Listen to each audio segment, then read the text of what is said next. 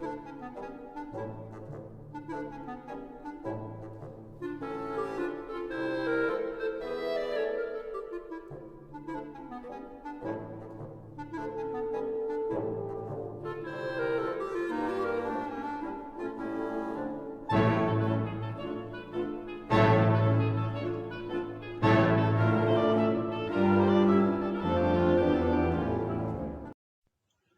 morning. It's Wednesday morning, February 3rd, the day after Groundhog Day. And once again, we show the world how divided we are. We cannot get together. The Republicans and the Democrats cannot get together and decide on a stimulus package. On Monday, President Biden hosted a group of Republicans at the White House to discuss a compromise plan. It went nowhere.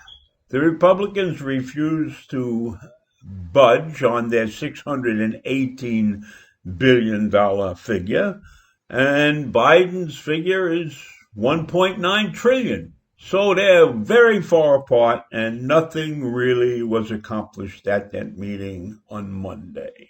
So the Democrats are prepared to use something called budget reconciliation. It's a process that was set up as part of a 1974 Congressional Budget Act. It makes it easier and faster to pass legislation related to spending, taxes, and debt because the debate on the bills is limited to 20 hours and can be passed with a simple majority vote, which is critical because, as we know, neither party in the Senate actually holds a majority. It's 50-50, and Vice President Harris will break the tie. So the Democrats have an edge in that area. Now, bills passed under budget reconciliation have to pass the Byrd Rule, which basically means they can't be messing around with extraneous funds or anything that's deemed to be unnecessary in the bill.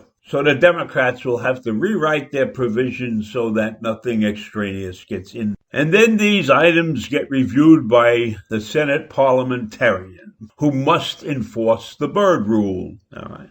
Now, senators can challenge her decision, but then they need a 60-vote majority. So no challenges are really going to affect what's going on right now. But don't think this is a done deal, because there are still some Democratic centrists like Joe Manchin of West Virginia, and he may not go along with this. He might not vote with the Democrats. So this is not a done deal yet. And beside that, the Republicans are saying if the Democrats use this tactic, that will be the end of a bipartisan situation in the government. Well, it can't get any worse than that. So you got to try. We got people starving out there. People are desperate. And we got 538 people screwing around who can't get their act together. So what's the difference if the Republicans threaten to not get together with the Democrats anymore? And I'm sure if the shoe was on the other foot, it would go the other way, as we've seen over the last 4 years. So the Republicans are not saying anything is going to change by using this tactic. And the Democrats are foolish if they can't compromise a little bit. Now, $618 billion is not nearly enough to do what has to be done. At that rate, it would leave 29 million people without any help. Now, those are the fringe people. They make a little bit too much to be included in the Republican plan. So I think they've got to adjust their plan to cover those 29 million people in some way, shape, or form. If we look at percentages, the Republican plan would cover about 78% of the people who need to be covered, while the Democratic plan would cover about 95% of the people who need to be covered. But $1.9 trillion may be a little bit of overkill. So somewhere in there has to be a bending point, so to speak. So for the Democrats, it's just about getting something done, something that will help a lot of people. At the end of the president's meeting, the Republicans felt that they had had a good meeting and that they felt that they could work something out. But time is of the essence, and that's why the Democrats are really looking for this budget reconciliation. And Susan Collins, who was in the meeting with the president, said compromise is possible, but that will probably take a couple of more meetings. And I don't know if the Democrats are prepared to wait that long. As it looks right now, they're putting the pressure on the Republicans by calling for the budget reconciliation action. And I'll tell you from personal experience, one of the problems with these packages is that there are people who are getting money who really don't need money. People who, like me, who have Social Security, we're retired. Our income might not be great, but we're getting it. We're not losing any income. We haven't lost a penny, and yet we're getting money. And for some reason, none of the people in charge can figure out how to exclude those who really don't need money from getting a package.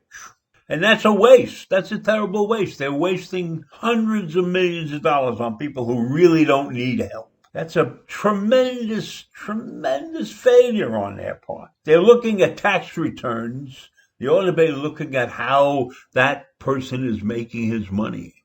If that person has a job and is getting a W-2, then they probably need the money. But if a person is getting their money based upon their Social Security and their IRA and their investments and their dividends, they don't need the money because none of those things have stopped coming. So how many hundreds of millions of dollars could be saved and used effectively? You don't know and I don't know. And the government hasn't taken the time and effort to look and see what's going on in the real world. Just bracketing somebody because they made $150,000 doesn't mean that that person is entitled or not entitled to this package.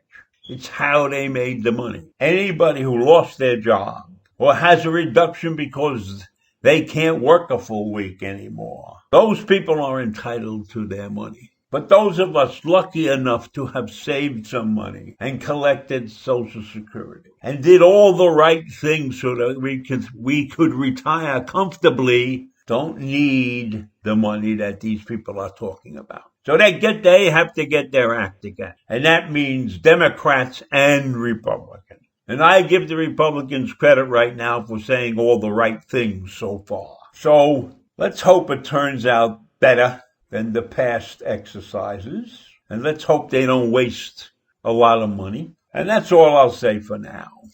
So have a great day, and I'll see you in the morning. Bye.